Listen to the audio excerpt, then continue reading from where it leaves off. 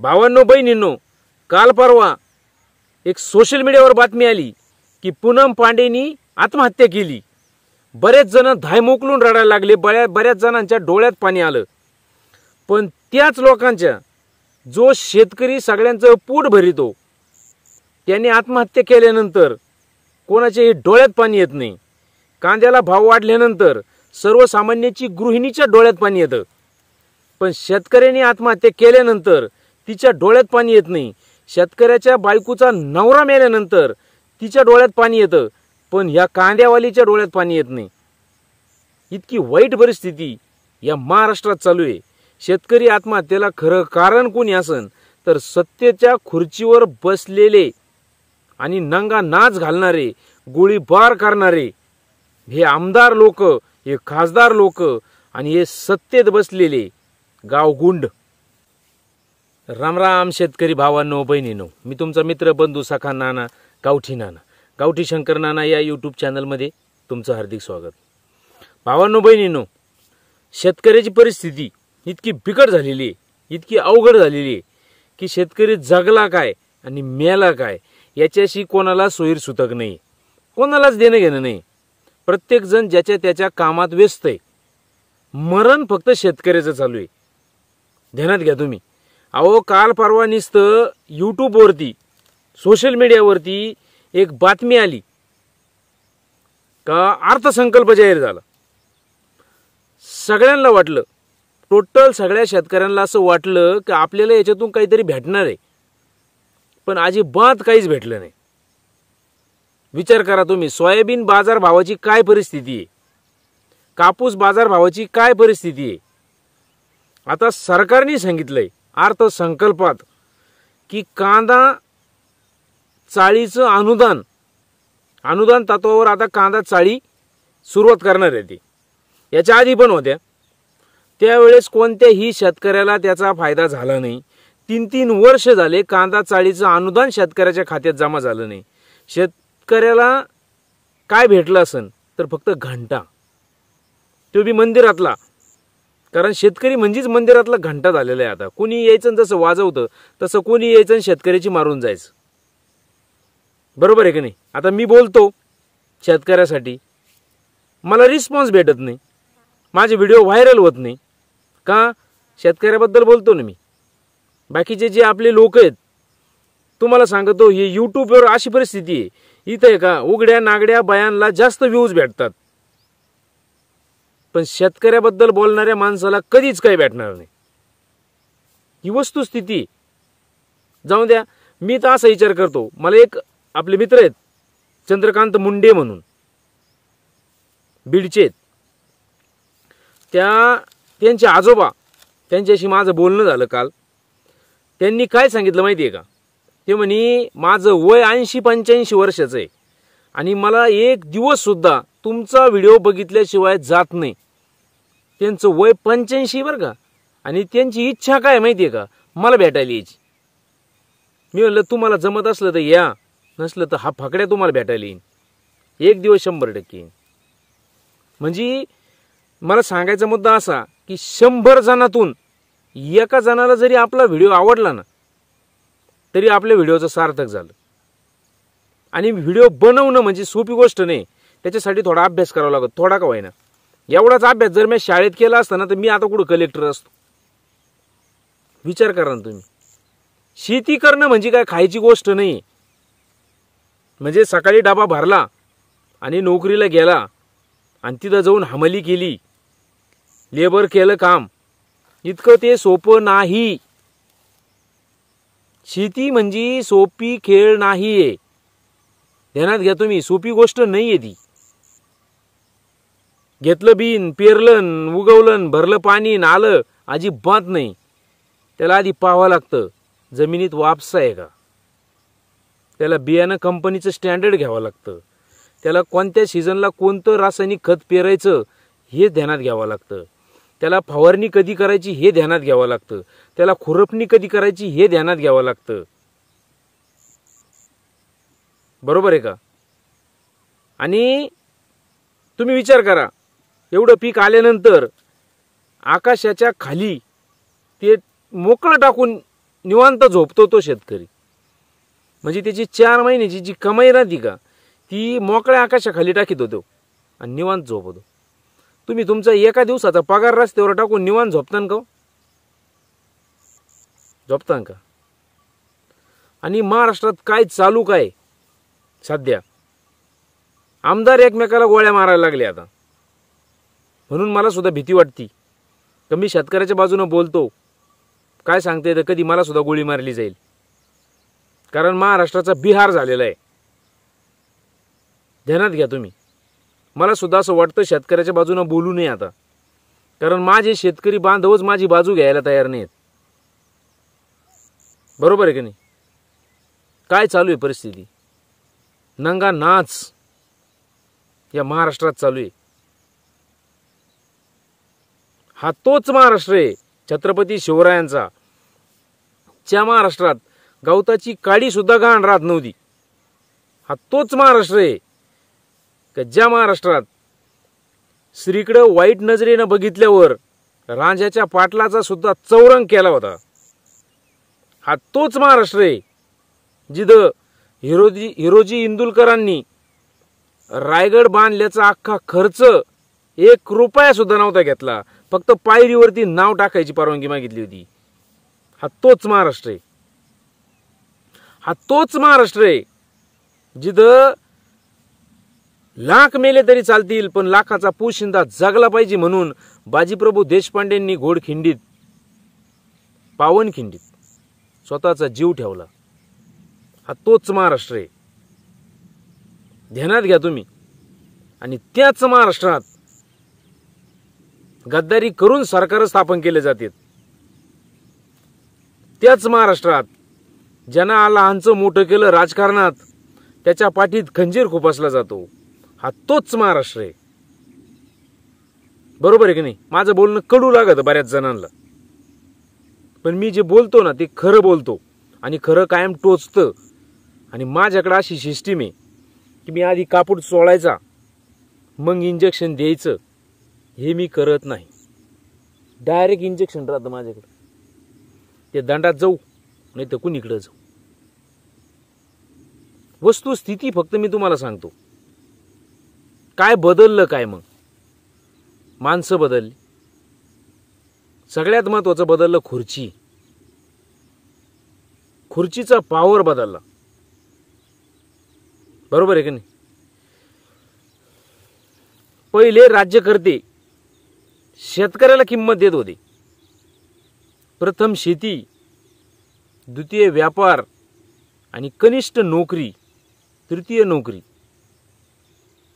ही system होती. आज तशी परिस्थिती नाही राहिली. आज 1 नंबरला नोकरी झाली, व्यापार आहे त्याच जागेवर राहिला आणि शेती 3 नंबरला गेली.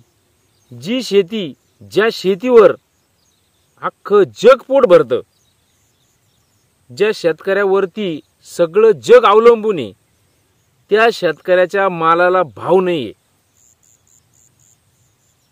सांगा मायबाप सरकार, शेतकऱ्यांनी जगायचं कसं? शेतकरी तुमच्याकडे काहीच मागत नाही. शेतकरी तुमच्याकडे फक्त मागतो हमी भाव. बरोबर आहे की नाही? दुसरं काय मागतो काय? कोणताही शेतकरी कधीही तुमच्याकडे कर्जमाफी मागणार नाही. आम्हाला कर्जमाफी द्या असं कधीच शेतकरी म्हणणार नाही. शेतकरी म्हणन काय? फक्त आमच्या मालाला हमी भाव द्या, आम्हाला पुरेसा दाबाने लाईट द्या, आम्हाला शेतीला पाणी द्या, बस. सरकार बनवायची आणि उलटून टाकायची ताकद शेतकऱ्यामध्ये, पण शेतकऱ्याला स्वतःची किंमत अजून कळलेली नाही. शेतकरी एकी महत्वाची. आता जसं मनोज जरांगे पाटलांनी आरक्षणाच्या मुद्द्यावरती महाराष्ट्र गाजवला का, तसं ज्या दिवशी शेतकरी एक होऊन संघटित होऊन रस्त्यावर उतरन का कुटीना, त्या दिवशी शेतकऱ्याचा विचार हे राजकारणी लोक करतील. ही गोष्ट ध्यानात घ्या तुम्ही. हा महाराष्ट्रात भावांनो बहिणींनो, काल परवा एक सोशल मीडियावर बातमी आली की पूनम पांडेनी आत्महत्या केली. बरेच जण धाय मोकलून रडायला लागले, बऱ्याच जणांच्या डोळ्यात पाणी आलं. पण त्याच लोकांच्या, जो शेतकरी सगळ्यांचं पोट भरितो, त्यांनी आत्महत्या केल्यानंतर कोणाच्याही डोळ्यात पाणी येत नाही. कांद्याला भाव वाढल्यानंतर सर्वसामान्याची गृहिणीच्या डोळ्यात पाणी येतं, पण शेतकऱ्यांनी आत्महत्या केल्यानंतर तिच्या डोळ्यात पाणी येत नाही. शेतकऱ्याच्या बायकोचा नवरा मेल्यानंतर तिच्या डोळ्यात पाणी येतं, पण ह्या कांद्यावालीच्या डोळ्यात पाणी येत नाही. इतकी वाईट परिस्थिती या महाराष्ट्रात चालू आहे. शेतकरी आत्महत्येला खरं कारण कोणी असन तर सत्तेच्या खुर्चीवर बसलेले आणि नंगा नाच घालणारे, गोळीबार करणारे हे आमदार लोक, हे खासदार लोक आणि हे सत्तेत बसलेले गावगुंड. बरोबर आहे की नाही? का चुकीचं आहे याच्यात काही? वस्तुस्थितीच सांगतो मी फक्त तुम्हाला. काय झालं, काय अफवा, पूनम पांडे मिली, पूनम पांडे मिली. अरे मरू द्या ना, मिली तर तुम्हाला काय फरक पडायचा आहे? एक पूनम पांडे गेली, अरे तर लाखांना शेतकरी आत्महत्या करतो, हजारांना माझा शेतकरी बाप आत्महत्या करतो. त्यावेळेस कुणाच्याही सोशल मीडियावरती बातमी येत नाही, कुणाच्याही व्हॉट्सअपचं स्टेटस त्या शेतकऱ्याच्या बापाचं आत्महत्येचं राहत नाही. पण बऱ्याच जणांनी स्टेटस टाकले, पूनम पांडे गेली. कुणाच्याही मरणाबद्दल वाईट चितणारी ही महाराष्ट्राची संस्कृती नाहीये. पण माझा शेतकरी बाप आत्महत्या करून मेल्यानंतर कुणाच्याही डोळ्यात पाणी का येत नाही, हा माझा तुम्हाला प्रश्न आहे. का? जो तुमचं पोट भरतो, जो तुमच्या पोटाला पाहिजे असलेला चणका फणका माल तुम्हाला पोच करतो, तो शेतकरी मेल्यानंतर तुमच्या डोळ्यात पाणी का येत नाही? सांगा तुम्ही. अहो, व्हिडिओ बनवताना सुद्धा माझ्या डोळ्यात पाणी येतंय, कारण माझ्या शेतकऱ्यांच्या अडचणी मी जाणून आहे. पण तुम्हाला त्याचं काहीच देणं घेणं नाही. ध्यानात घ्या तुम्ही. एका हिरोना गांजा पिऊन आत्महत्या केली, त्याच्यावरती रान उठवलं. ध्यानात घ्या तुम्ही. आणि माझा शेतकरी बाप खाजगी सावकाराच्या कर्जाच्या ओझ्यानं वाकून आत्महत्या केली. मंत्री म्हणले प्रेमातून आत्महत्या केली. त्या शेतकऱ्याचं पोरगं म्हणलं होय प्रेमातूनच आत्महत्या केली. पण ते प्रेम लफडं नव्हतं, तर ह्या काळ्या आईवरचं जिवंत प्रेम होतं. या काळ्या आईवर कर्जाच्या सावकारकीची टाच येऊ नये म्हणून, आपल्या डोळ्या देखत आपली काळी आई कोणाच्या ताब्यात जाऊ नये म्हणून त्या शेतकऱ्यांनी आत्महत्या केली. पण जाणीव तुम्हाला नाही. आजपर्यंत किती लोक असे आहेत का जे जातीसाठी पुढे उभे राहिले, धर्मासाठी पुढे उभे राहिले, पण शेतकऱ्यासाठी पुढे उभे राहिलं कुणी? सांगा, तुम्ही सांगा. दंगली करताना हिंदू मुस्लिम वेगवेगळ्या जाती धर्माच्या दंगली केल्या, त्याच्यात सगळ्यांना समाधान वाटलं.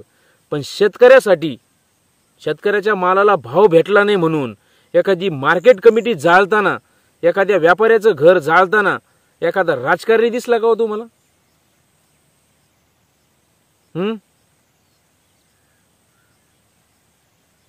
बोला. फक्त व्हिडिओ ऐकून सोडून जाऊ नका. माझ्या मनातली जी तळमळ आहे ना, ती जाण ठेवा. आणि हा व्हिडिओ आहे का सरकारपर्यंत पोहोचवा तुम्ही. सरकारला आपली शेतकऱ्यांची किंमत कळू द्या. आपण इथून पुढे एक धोरण राबवा. मी तुम्हाला एक सांगतो, आपण एक मोहीम राबवूया आणि अख्ख्या महाराष्ट्रात शेतकऱ्यांचा संप चालू करूया. उपोषणाला बसूया. मी स्वतः त्याचं पुढारपण घ्यायला तयार आहे. मी स्वतः उपोषणाला बसायला तयार आहे. तुम्ही माझ्यासोबत बसणार का? जोपर्यंत शेतकऱ्याच्या प्रत्येक मालाला हमी भाव भेटत नाही का, शेतकऱ्याचं मोठं आंदोलन उभं करू आपण या विषयावर. आणि जोपर्यंत तुम्ही एकजूट होऊन लढा देत नाही ना, तोपर्यंत तुम्हाला काहीच भेटणार नाही. कारण बाकीचे लोक तुम्हाला गृहीत धरतात. त्यांना असं वाटतं की हा काय करणार आहे शेतकरी, हा पांगलेला आहे. कारण प्रत्येक जातीचा शेतकरी आहे ना. जातीसाठी माती खाणारे बरेच जण आहेत, पण मातीसाठी जातीचा त्याग करून लढा उभारणारा मर्द मला पाहायचा आहे. कोण आहे? तुम्ही असले ना तर व्हिडिओला कमेंट करा. आपण याच्यावरती मोठं आंदोलन उभारू शकतो. आणि तुम्हाला एक सांगतो मी, तुम्हाला असं वाटत असन का हा फक्त सोशल मीडियावर बोलतो, पण सोशल मीडियाची ताकद इतकी भयानक आहे की भल्या भल्यांच्या नाकातले केस जाळण्याची ताकद या सोशल मीडियामध्ये. तुम्ही हाच व्हिडिओ इतका शेअर करा, बघा तुम्ही ह्याच व्हिडिओनं तुम्हाला रिझल्ट भेटेल. ध्यानात घ्या तुम्ही. आणि ती पूनम पांडे फिंडे सोडा, गौतमी पाटील बिटील, कुणीही कमवलेल्या पैशातून शेतकऱ्यासाठी काही देत नाही. ध्यानात घ्या तुम्ही. आतापर्यंत कोणत्याही मंदिरांना, मस्जिदींना, प्रार्थना स्थळांना कोणत्याही शेतकऱ्यासाठी निधी उपलब्ध करून दिला नाही. वर्षाच्या वर्षाला त्यांच्या दानपेटीत आपलेच पैसे राहते, सर्वसामान्य शेतकऱ्यांचेच. ध्यानात घ्या तुम्ही. जाणीव ठेवा आणि शेतकरी एकजूट करा. आपण मोठं आंदोलन उभं करू. जर तुम्ही या बाबतीशी सहमत असले ना तर व्हिडिओला नक्की कमेंट करा. मी तुमच्या कमेंटची वाट पाहतो. नाही तर उद्यापासून माझ्या व्हिडिओची वाट पाहू नका. सगळ्यांना जय जवान, जय किसान, जय शिवराय.